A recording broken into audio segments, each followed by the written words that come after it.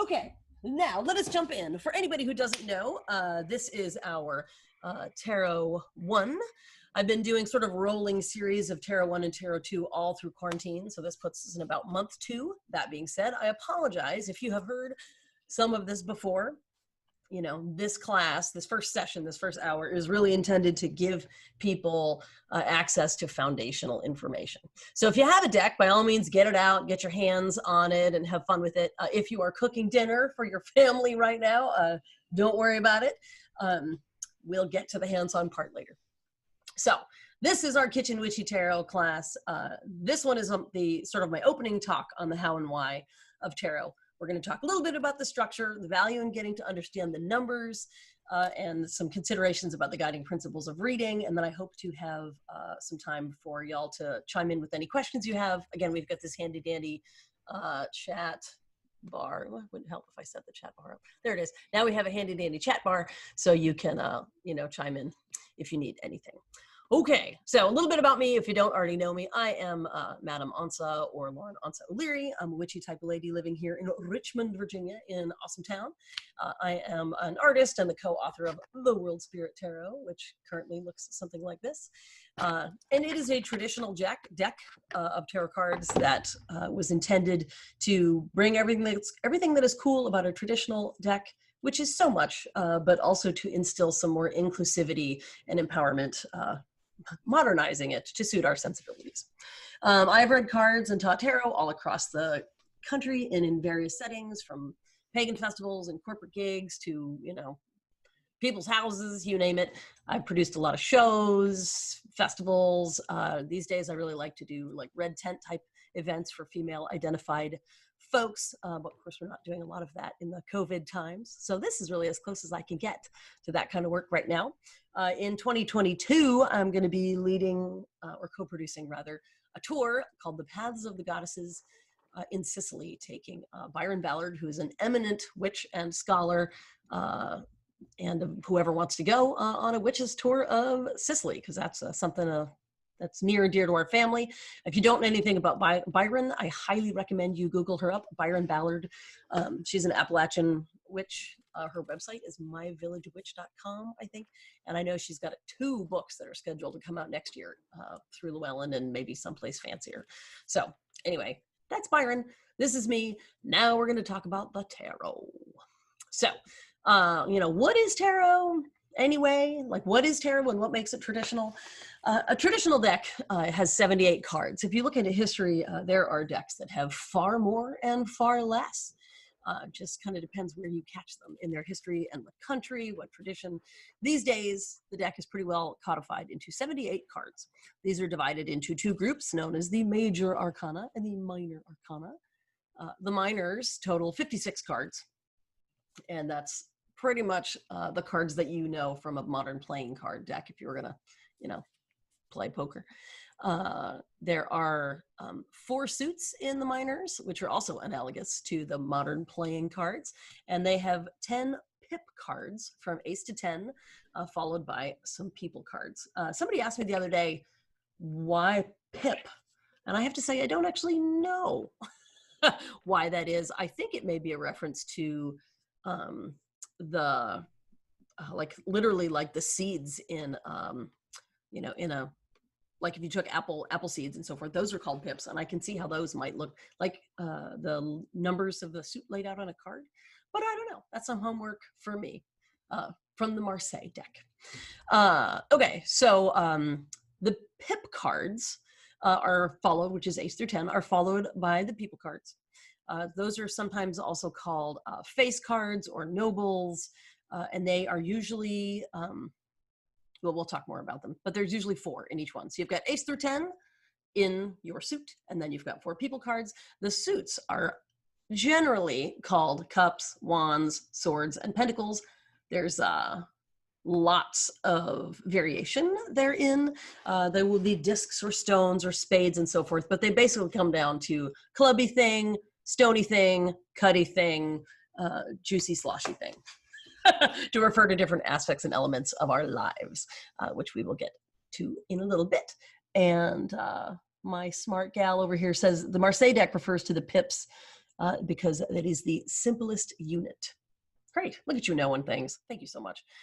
Okay, so there are 22 major cards, and they usually go from 0, which is the Fool, to 21. If you have a deck with you now and you've got your hands free, you may want to go ahead and swish those out into the 5 flavors of cards that have been described. The minors, which is something like cups and swords and pentacles and wands. And then the majors, and that will certainly keep your hands busy for a minute. And if you have a new deck, it's going to be an opportunity for you to sort of reset the deck and calibrate it to you, because right now it's basically on factory setting. It went from my house to your house. Now you need to make it, imprinted on you. Some cards and their meanings have remained pretty consistent over the centuries. Some of them have swerved wildly with politics and mores and the times. So when you start digging into the meanings over time, you will see a lot of variation. And it may be intimidating at first when you start to try to collate the modern interpretation with the history. It's a big subject. That's why you can spend your whole life studying tarot if you want to, and always find something new to know. Part of what is so cool about the tarot, if I may use that word, is that in addition to being this window into history and values and politics, they of course provide us with this really cool meditative mirror, this opportunity to look into ourselves using old symbolism. Because tarot is so old, you will find many iterations, and you will find lots of styles and many makers. In fact, there's another tarot artist here in this class today, which is my friend Sako, and I'm going to do an interview with her about her process of making cards for a later episode of live stream, so we can look forward to hearing about her process. There's all kinds, and you'll find decks that resonate with you and some that super do not. And unfortunately, these days, you're probably going to have to order it off the internet and find out if you like it or not. I can recommend Eclectic Tarot, which is AECLECTIC ? Eclectic Tarot is a sort of a big community website database where lots of people weigh in about different decks. And if you're sort of looking to get the Yelp reviews, as it were, of various decks, that might be a good resource for you. But sometimes you get a deck and you go, it's really pretty, but it doesn't do anything for me. Or this deck is too metal for my tastes, or whatever. And then you just pass it on. You don't need to be crazy and burn it or bury it or whatever. They're just pieces of paper. They only have the power that you permit them. So, you can just pass them on if they don't work for you. Just treat them with the same respect that you would treat any tool. Takes all sorts. Also, some folks say read the cards. I had an old teacher who used to say throw the cards. Some people interpret the cards. Whatever you like. And also interchangeably, I was taught to say tarot and tarot. Some people even say tarot. So, again, it takes all sorts. I do not think there's a correct way. I think it just depends on what kind of culture you're coming out of and what your heritage is, as it were. Now, how does the tarot work? That's a whole metaphysical class in and of itself. It's a matter of personal belief. Some readers call on their own imaginations, or their ancestors, or their saints, their guardian angels. In fact, I was just in a professional tarot group conversation the other day where a majority of the people said that they were using the cards, they were communicating with spirits, by which I guess they mean disembodied entities. If that's your experience, that's totally great. That is not how I read cards personally. I have much more of this century, I suppose, sort of psychotherapeutic perspective on it. But again, there's no right or wrong. The thing that works, that is the tool for you. I think you can frame it and build on that the way you like. My practice is built on the conviction that we all know more than we are permitted to admit with our rational minds, and the tarot allows us to listen to that deep self, that the one that has all the instincts, that tells you, who's safe, when to go down in a dark alley or not. So our deep brain knows all kinds of things, and tarot lets us listen, bringing all kinds of useful information to light in our lives. And it's a way to access the power of the tools that we've got, essentially. We have the power. Tarot gives us a way to plug it in.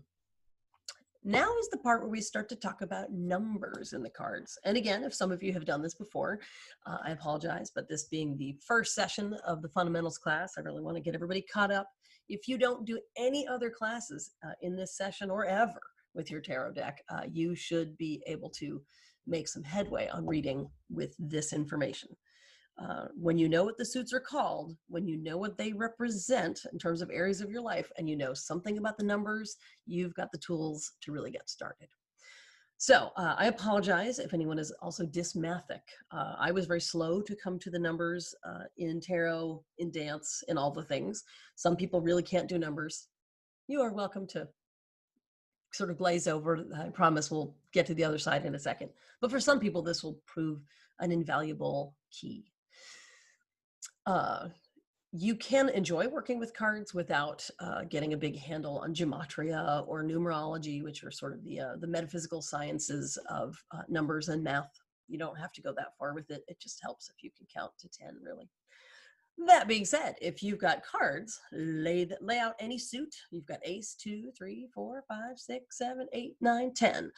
If you've got those cards, lay them on down. And if you have any questions during this time, feel free to pop them out there, because I'm going to start giving you some notes that if you're new, you may want to jot them down. In the cards, the aces. The aces are the seed of the suit. They are the raw beginnings. And I wonder if I can grab one here. So in my deck, they're very much a gateway, which is euphemistic here for a vulva. It is a sense that you are stepping through in the card to a new adventure. It is a portal. It is a gateway to the next thing. So when the aces come up in any suit, be it swords, wands, cups, etc., it is a beginning. It is the seed of an adventure. So if somebody gets a lot of aces coming up for them in a reading, then they are probably standing with one toe in the pool of getting to do all kinds of cool stuff. But again, it's all going to be brand new. Now, if you've got a 2, grab yourself a 2 of any suit. And if you don't, that's fine. Typically, in a modern tarot deck, rather than being 2 pips, which is to say the 2 little spots that say, here's a sword, there's a sword, typically a modern tarot deck is illustrated in order to make it easier, more accessible, and more engaging for you to go, oh, not only is it a 2 of swords or whatever, but I can deduce from the imagery what it is. This was a big moment in the history of tarot when this came to us, and it really opened up the world of tarot for artists as well. So 2s in general are discovery. So here in this case, we've got a 2 of cups. We see 2 people. Cups are emotions, love, connection. For some people, they're also creativity. So when the 2 comes up, you can see here are 2 people sort of doing a dance. They have discovered that there are other. There's not just themselves in the universe, there's other. So anytime you have 2s come up, it speaks to this notion of discovery, moving sort of out of the playpen, as it were. Then we're going to find a 3. Again, let me know if you have any questions. Oh, here's a nice 3. So 3s tend to be about growth. Ace is the beginning, where you go, whoa, I have a cool idea. 2 is the discovery, where you start to step out and do the due diligence to figure out what happens next. 3 is the part where that concept or that experience starts to develop sort of legs and life of its own. So 3s are often described as growth. In this case, we can see here's a person with their busy in their sketchbook, and they've gotten to the point where others are coming to see what they produce. They're starting to have an impact on the world outside their own studio. So that's 3. Now we find 4s. 4s are generally, I would say they're the table, the ultra stable table. They speak to stability. Even the 4 of Cups, which is actually a little bit of a heavy card, it's very stable. Let's see, what's a good one? There is a rule in tarot that the card you're looking for is always at the back. So once you start looking, assume that you will be moving 77 pieces of paper before you get there. Here's a 4. Okay. So 4s, the ultra stable table, they speak to usually a moment of like a plateau, is the way you might think of it. You have had the concept, you have stepped out in the world, you have had some growth, and now you are at a plateau. So there's our 4s. They speak to some kind of stability. You can see in this case, this person has already been through something, and now they are taking a moment's rest before they make more action. Okay, there's our 4. Then we come to 5s.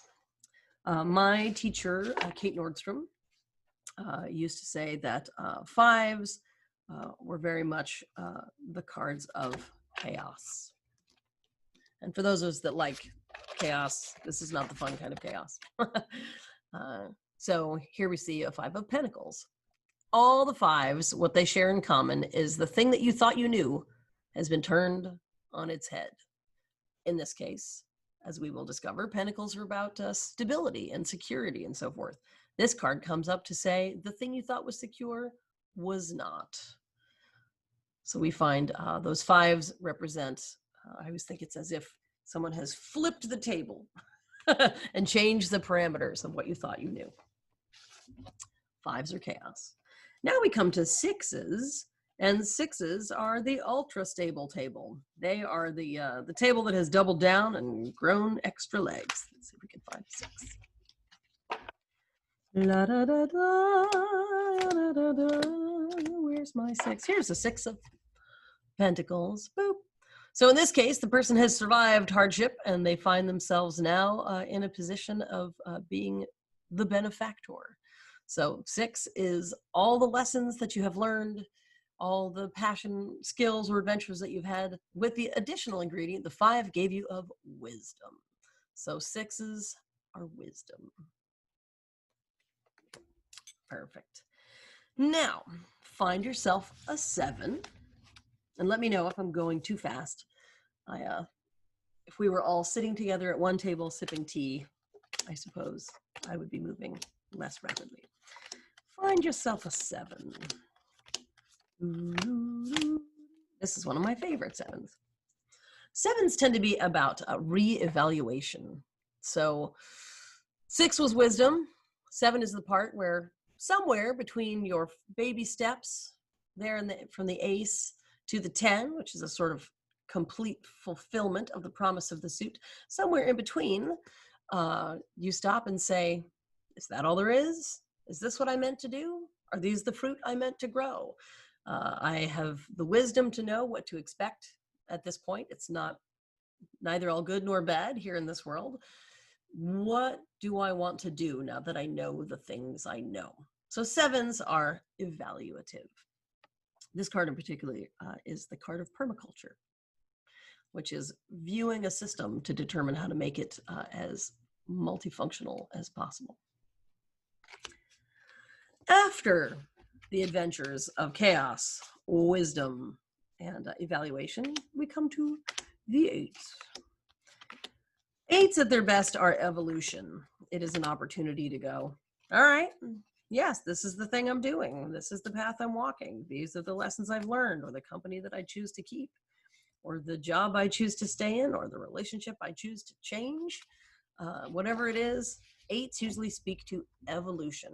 It is a choice to synthesize everything that you have learned and move into some sort of next level adventure. So our 8s are evolution. In this particular case, ace is being about, cups being about emotions and feelings and sort of sometimes creative and spiritual yearnings. In the 8, we go, I've gotten this far in my life and I know that there must be something more. Perhaps it is time for me to set off on a bit of a vision quest and find myself. So this card expresses evolution in the area of emotions and relationship as going on a bit of a personal quest. So 8s, evolution. Then we find ourselves any 9 at all. Here's a 9. 9 of Swords. There's some debate about how authors choose to express this, but to me, the nines are the fullest expression of the suit. So in this case, swords are about air, communication, intellect, the capacity for abstract thought. Uh, they're about boundaries, decisions. They're really about the world of the mind. And the nine of swords, in this case, it's that fullest expression of all of those powers manifest as anxiety and sleeplessness. Obviously, not all the nines are quite so challenging, but they do tend to be very intense. They're turned up to 9 if this was a dial. In the Nine of Cups, cups again being relational and connective, it's a very, very beneficial card. It's very benevolent and sort of lush. So the nines are, if the suit was a banana, it is the perfect level of yellow, sweet, and ripe. Because by the time you get to the 10, now the banana has begun to get those little brown spots that mean it is ready for you to turn it into something else. So we call the 10s resolution, but I actually think of them as the compost principle. That means that you have experienced the fullest aspects of the suit, and now it's sort of winding down. Let me try to find a good example. Again, some of the swords, like the 10 of swords, is super difficult. It is very much about the suit. All of that anxiety now has turned into true conflict, loss, heartbreak, the sundering and ending of a situation. That is sort of everything that is best about the swords turned over in itself. The 10 of wands. Wands are fire, passion, drive, ambition, the capacity to multitask. We get to the 10 and you are no longer successfully multitasking. You have taken on so many things that that element of fire, it's literally sort of falling down around your head. So the 10s can be almost too much Christmas. Now, of course, you know, our 10 of Pentacles and our 10 of Cups are pretty darn jolly. I would still say in an esoteric sense that this is the giant party, the sense of community and tribe. It's so great, but you can't actually live there all the time or your teeth would fall out because you would be all party and no responsibility. So these 10s are sort of the resolution of the suit, if that makes sense. So to review, we find ourselves with aces. Those are the beginning, the seed, the raw potential of the suit. Twos are discovery, stepping out, doing the due diligence to learn your way, the baby steps, as it were. Threes are growth and sort of getting your feet really under you, getting some traction, as it were, in whatever it was. Deepening your emotional connections, getting your material skills out in the world. So threes are growth or like manifestation. Fours are super stable. They're a plateau of sorts, a place where you can look around, catch your breath, do an initial level of assessment. Fives, chaos and pandemonium. Everything you thought you knew, turns out there's more. Turns out that pretty rock, there was something slimy and bitey underneath. So fives are chaos. Sixes are wisdom and getting a renewed sense of the qualities of the suit. 7 is reevaluation. Is this what I want? What shall I do from here? 8 is the evolution that comes of being a person of life experience based on everything you've done up to now. 9 is the fullest expression of the suit, and 10 is resolution and or compost. So hope that's clear and you've got your notes. Now I'm going to explain what the suits are. I suppose retrospectively, I probably should have done this first since I've been talking about it anyway. But the suits and what they symbolize is a huge part of what will help you understand what the readings are trying to tell you, even if you never were to pick up a book. Pentacles represent the classic Western element of earth. I want to say here that when we call these the elements, of course we realize nowadays we have the periodic table of actual elements and none of these things are on there. So when we say the elements, we're referring to sort of the classic elements of Western myth. Again, if tarot had come more directly out of Asia, then perhaps we would have different elements, because this is subjective to the culture. If you've got a deck and where the elements are switched around with their assignment, it's totally fine. Just learn the system that speaks best to you. These ones are pretty standard. Some of the Norse people have switched them around. Pentacles are earth. That's why in the modern playing cards, they are diamonds. They're still representing durable goods, as it were. They are resources, security, health, wealth, gold coins, and hit points, if you're a gamey kind of person. Then we come to wands, are fire, willpower, drive. They tend to come up particularly around career and ambition. In a metaphysical sense, the wand is literally, it is about taking an object and making an extension of your personal power. That's why magicians, both of the Harry Potter verse, the true occult wizardy type people, and the old Tolkienian type, all those wizards have some kind of wand. It literally represents their intention to focus everything they're doing and expand it outside their personal field. Like it's an amplifier for your intention. One of my old students also did Asian martial arts.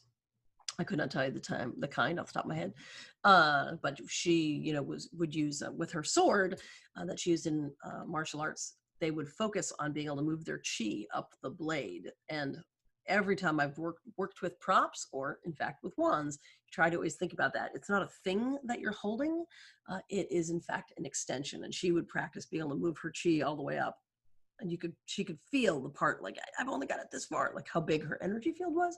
And your goal, of course, is to make it all the way to the end. And that way you do literally know where that tool is as an extension of yourself. It's no longer just a thing that you're holding, but it's part of you.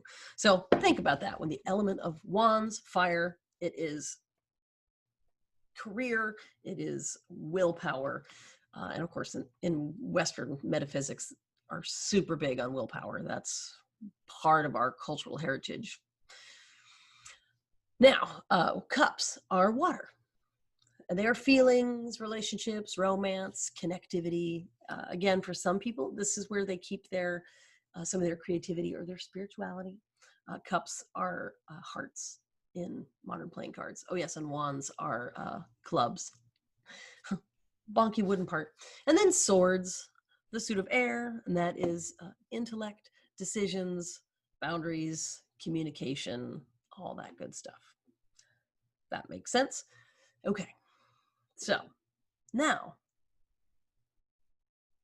the people cards. If you've got a deck in front of you, you are probably seeing somewhere in there all those people cards or face cards or nobles. You have something like prince and princesses, knights and kings, or kings, queens, princesses and pages. I would say of the modern decks, this is probably the part where each deck has the most variance of how they approach it. They usually come down to 16 personalities total, but what they're called really depends on the paradigm of the artist or author. There's a big departure between the Book of Thoth, like Prolianity sort of decks made some choices.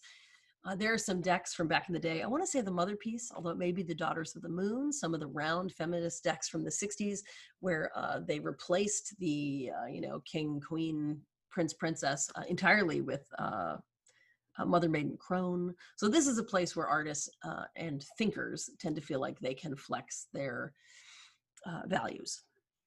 So, and that was certainly true in my deck, because I wanted to still have those 16 personality types, but I wanted to move away from the classism, sexism, and ageism that were intrinsic in the old representation of these people cards. And we can talk more about that if it comes up. Basically, it's going to be some version of, again, there's 16 personality types. If you're into it, you can go look up Myers-Briggs personality types. There's a lot of corollaries between them. Like some of them are so clearly, so very vividly tarot persona. And then people get in the weeds and argue about some of the finer points.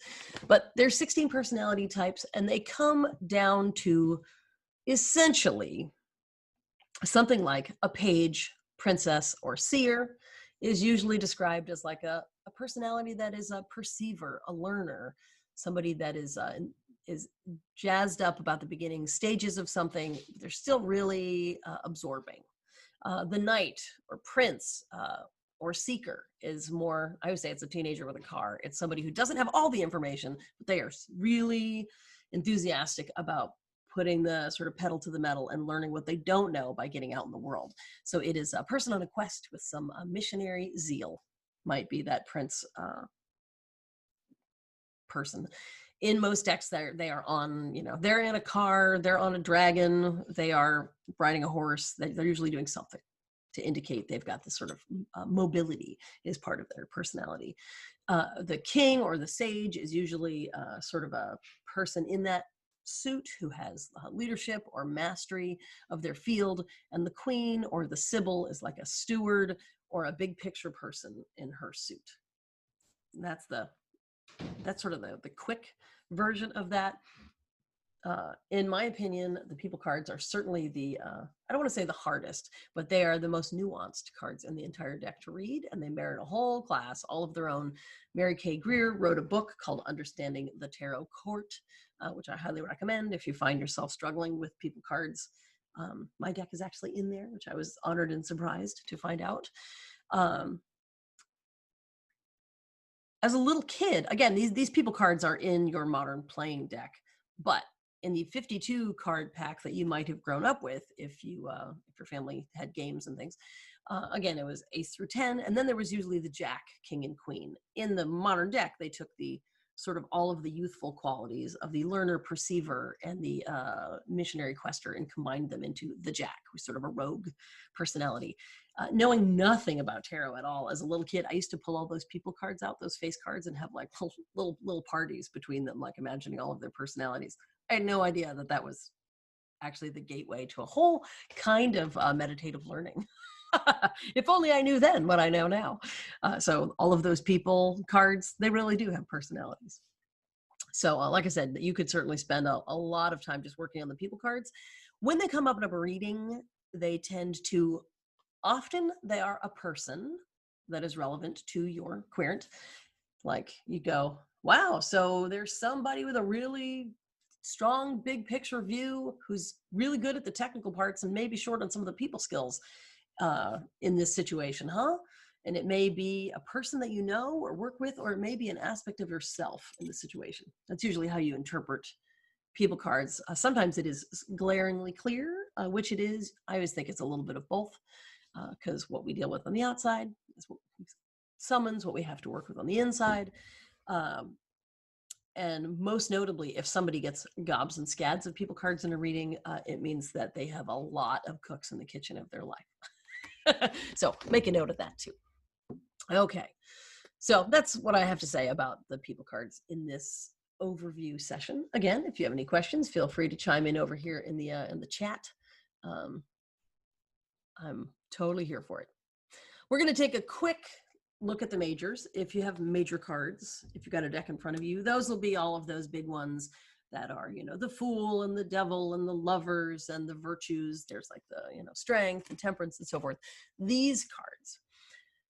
There's a lot of sort of conversation about how these two decks met, because again, one is basically a game it's a parlor game, and then there's all of these sort of very big, we might call them archetype cards, and somehow over hundreds of years, the two found each other and built a sort of extended family. There's a lot of debate about the major cards. Some of the more far out, but that doesn't mean that they're not true. Who knows? One of the views there is that when the Library of Alexandria was sacked, that a lot of the Hermetic knowledge was encoded in the tarot, in the major cards. I don't know. I'm pretty sure they burned Alexandria down by accident and didn't have a lot of time for that, but I was not there. Everything I know was, written by the victors. So could be. Some people say that the major cards come from Atlantis. I'm an ocean person, not really a Atlantis person, but we do know they just kind of came into the world, and what they do for us in the tarot, when you're doing readings, The minor cards express day-to-day stuff. You know, how should I deal with this person in the office? You know, should I do this or that as far as my grad school? What's going on with my kid? Like, they are your day-to-day stuff.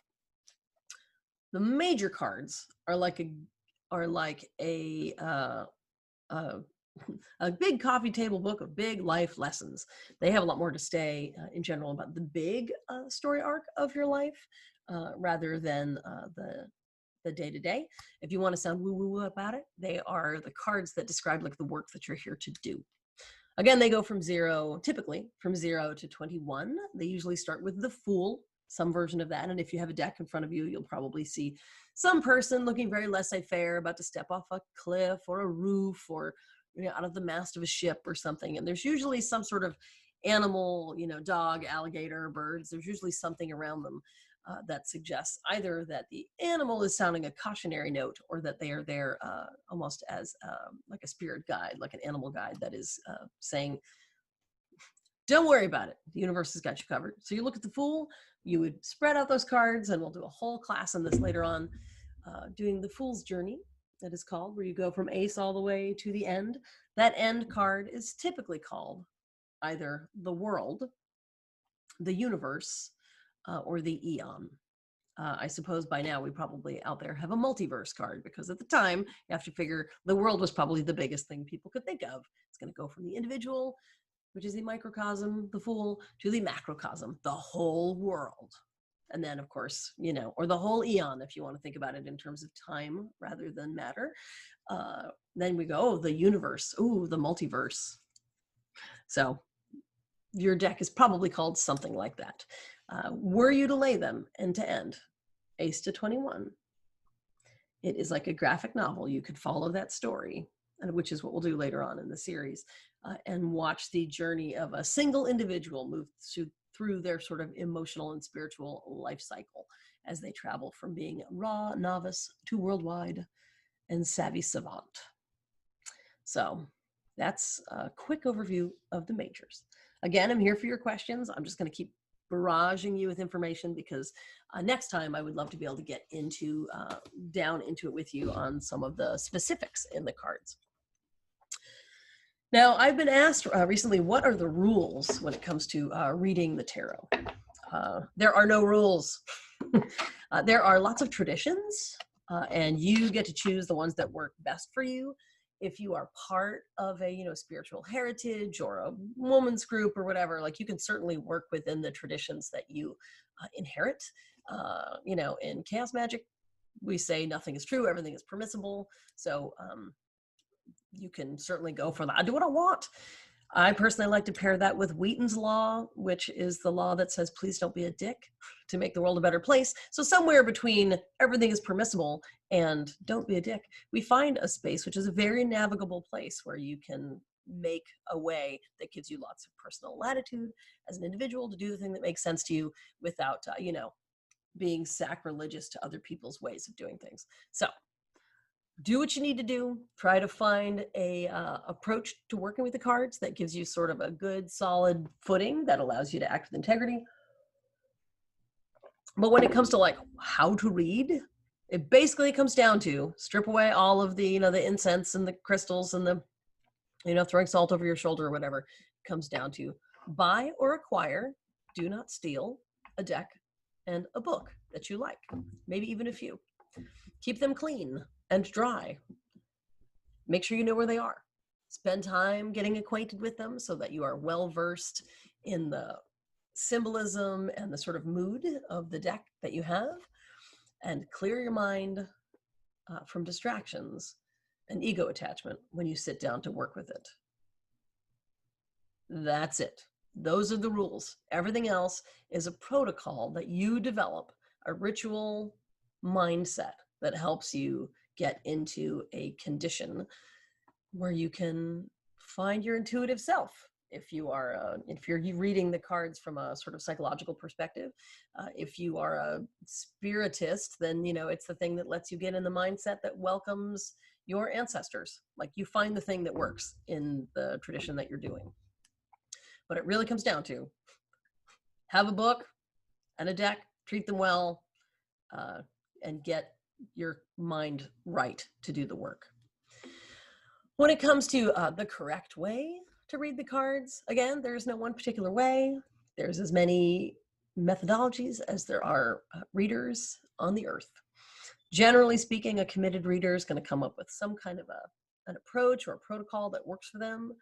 It may evolve over time, but it's going to involve something like centering the mind, positing questions to the cards and or the universe, shuffling the cards, randomizing the cards, in other words, setting some cards out in a predetermined position, and then using the symbolism and history encoded in those cards and their relative positions to each other to prompt, as a prompt to suggest some possible outcomes for the querent, meaning you or the person that you're reading for. So that's really what it is just what's in your mind, asking the cards to act as a conduit, spreading them out in a pattern that you determine is going to help you, and then going from there. There's a zillion different layouts, also known as spreads. There's entire books, like volumes of them, that, thousands and thousands. There is no right or wrong. You can make a new one up every morning if you want to. I have a couple that I like to use. Actually, speaking of which, I have a whole other thing that I want to remember to say about that if I can, because something's come up for me recently on the spreads that's really cool. Note to self. Some people have really simple protocols, just kind of brush the breadcrumbs off the table, ask the question while your friend is making coffee, and do the cards. Some people have much more of a,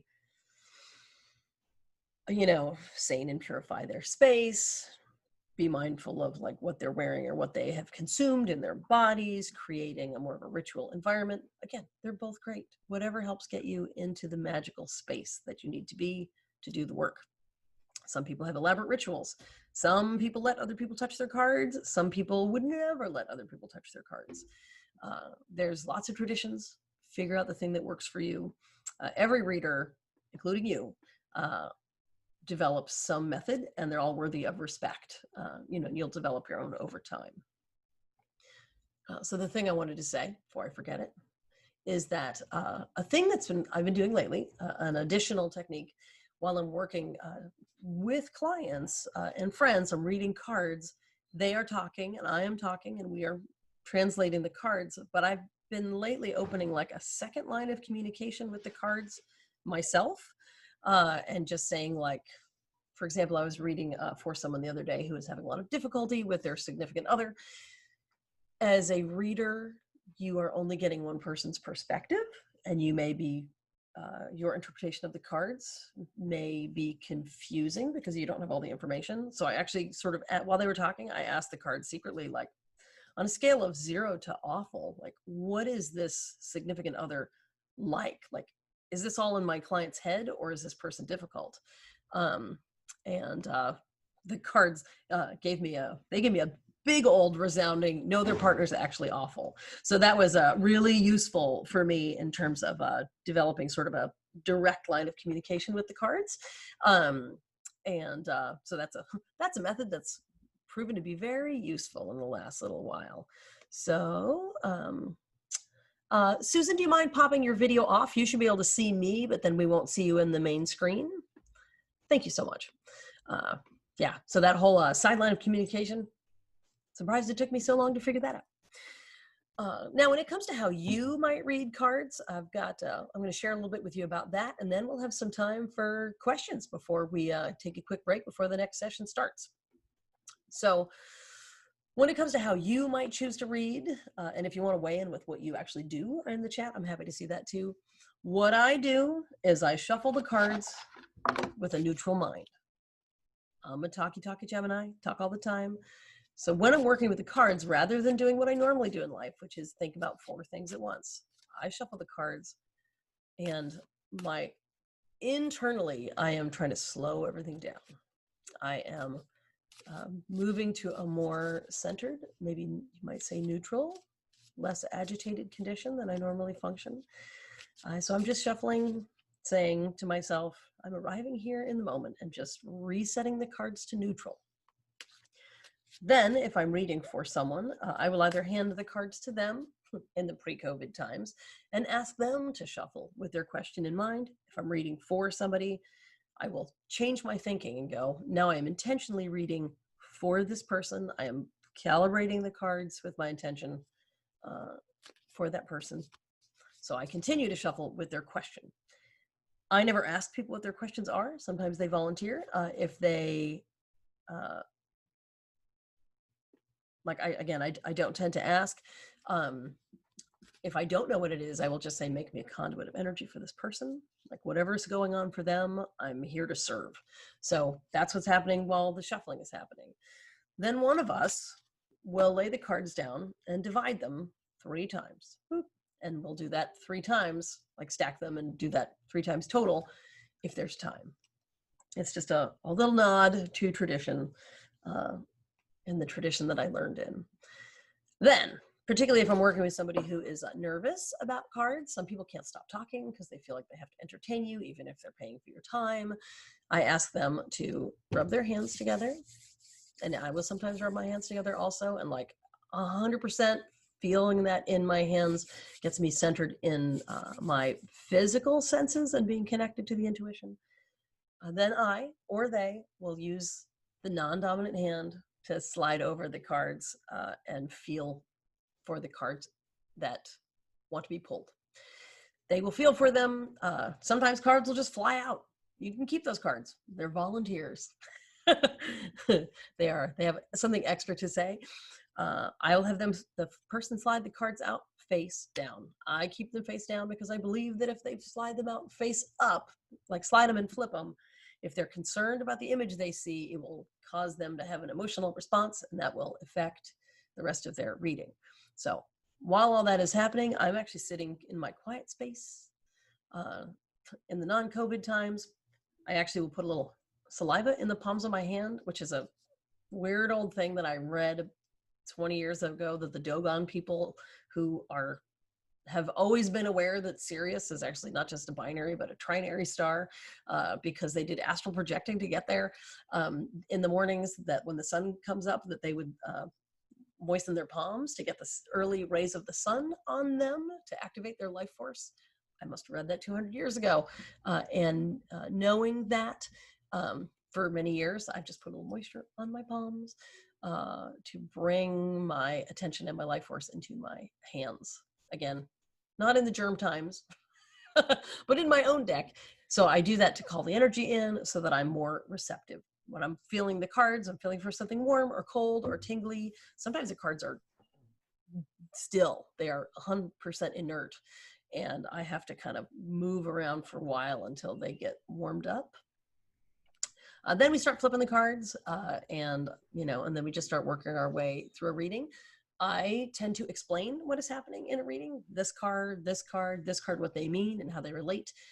I guess it is a pedagogic style because I assume people want to know. They want the power. Some people will never look down if you're reading cards. They're just looking at your face. They don't want to learn anything. They just want you to tell them about the tall, handsome stranger or what's going to happen to that girl at their job or whatever. Some people don't look down. Some people are very excited to look through the imagery. So you learn something about how somebody's intelligence is wired, how their interests are wired when you do that. I just try to make sure that I'm continuously thinking about being available for them as we read. And eventually I will take a picture of the reading so that they can refer to it, because if they are having a lot of feelings, then the adrenaline may kick in and they might not actually retain what you say. So I try to make sure that the person has a picture of it if possible, so that they can come back to it and I can continue to assist them with their recall. The last thing I want to say about the mechanics of reading, some people don't let other people touch their cards. I think I mentioned before, my old teacher, her teacher would do a thing where she would hand the deck to somebody and they would just, like, not really looking at it with sort of their peripheral vision, they would scroll through the whole deck with their eyes kind of fuzzed out, as it were. And her theory was that was allowing their subconscious to know where the cards that they needed were. Again, if it works for you, it works. There's no right or wrong if it works. Just treat your cards well. Some people, when they do readings, really like to make sure that, this card, This card refers to what's happening at work. This card refers to what's happening at home. This card refers to whatever's going on with my dog. Some people have more of a free form reading style, totally valid. And some folks like to use more than one, even 3 decks at a time on the table, which is interesting because if you're working with, say the cat people and the gummy bear and the Rider-Waite-Smith tarot, if you've got all 3 decks out, you could, in theory, get the same card 3 times for somebody, and then you would know the tarot really need them to hear. They really need them to hear about that, 10 of Swords in their life, or, about that 2 of Cups in their life that they're not seeing. So that's an advantage of working with multiple decks. It's just a matter of what you want to do. If you do that, by all means, use different decks so you don't get them mixed up together. So that is the 55-minute fast track discussion of who, where, what, why of the tarot. And I would love to take a few minutes to answer any questions if you have them. Folks are welcome to stay for the next class. We're going to talk about the card a day practice, as per I think it was Susan's request. And yeah, so we're going to lean into that after a quick water and potty break. So anybody got any questions about anything that we've covered? Hey, Onça, it's Jennifer. I actually have a question statement. Yes, ma'am. So one of the things that I've noticed and still trying to puzzle out is that for new readers, the 1 through 10 is almost a smaller manifestation of the major arcana, and the more that you, so like the more that you learn the tarot, the more that you realize like there's correlations between the 1 through 10 and the major arcana. You're so right. So big energy, little energy. Yeah, absolutely. The 2 questions I have in the 30 seconds that you have left, I know, before we so one is and I feel very comfortable sharing with this with the classes. You did a reading for me, and as somebody who's a reader and an occultist, you threw some cards down, and I got the impression of there's a little more information I need to know. Could you pull 1 or 2 more cards? Okay. How would you handle a situation if either you felt like there was more information and you should pull more cards, and how would you handle a situation where people just wanted you to keep pulling more and more and more and more and more cards? Absolutely. So that's a great question. Because that happens. Sure, absolutely. And you get to a point where there's a dilution.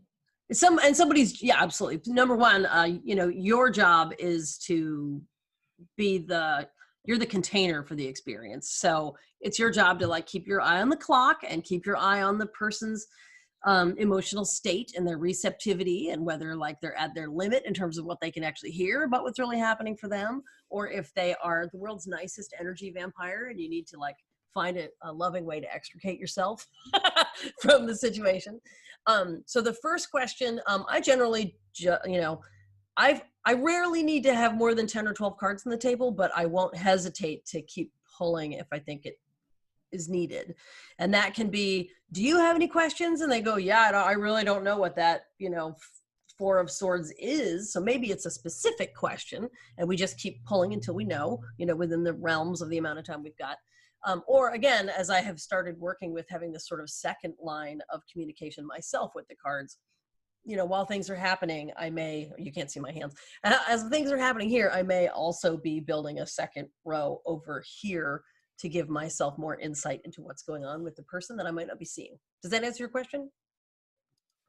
Yeah, it does, because I've definitely found myself in situations where I'm just like, there's more information that I feel like I need to give the client. Yeah. And how do I do this in a gentle way, especially, and I think you're going to address this in one of your future chats. Yes. When it gets real weird. Well, yeah, when it gets real weird, or when you're socializing people to scary cards, which are not always scary cards.